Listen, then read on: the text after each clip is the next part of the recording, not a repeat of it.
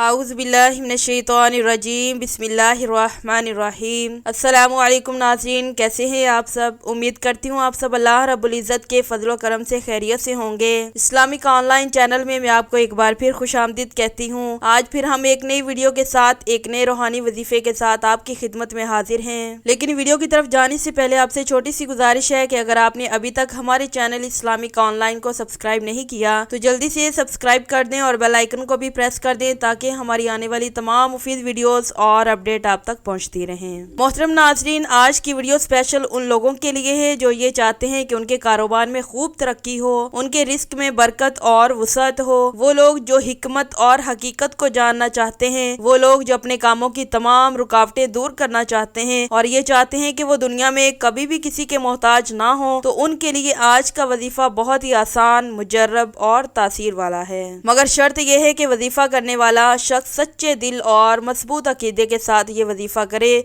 तो इंशाअल्लाह बहुत जल्द फैज हासिल होगा।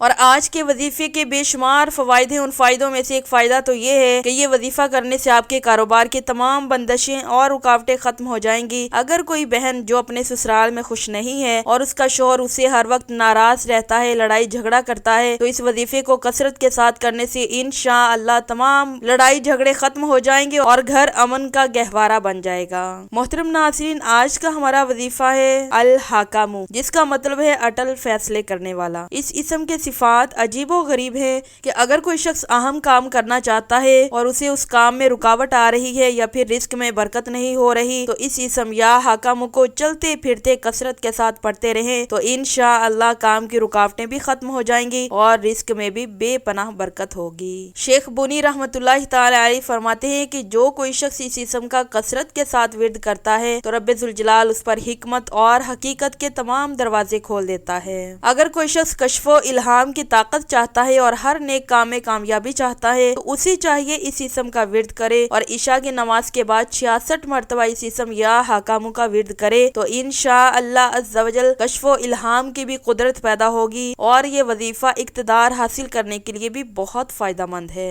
अगर कोई शख्स हर नमाज के बाद 80 मरतबा इस इस्म को पढ़ लिया करेगा तो वो शख्स इंशाअल्लाह किसी शख्स का मोहताज नहीं होगा। अगर कोई शख्स दुनिया में नई से नई इजादात करता है या फिर कोई शख्स नए से नए आइडियाज चाहता है कि उसे रोज नए आइडियाज मिलते रहें जिससे वो अपने घर में, ऑफिस में या फिर अपनी कंपनी में तरक्की हासिल कर ले, तो उस शख्स को चाहिए कि आधी रात गुजर जाने के बाद इस इस्म अल हाकामु को 99 मरतबा पढ़े और अव्वलो आखिर 11 मरतबा दुरूद पाक लाजमी पढ़ लें और अपने सीने पर फूंक मारकर सो जाएं तो अल्लाह तबारिक व तआला उस पर ऐसी हिकमत की बातें जाहिर फरमा देगा कि ये शख्स खुद ही हैरान हो जाएगा।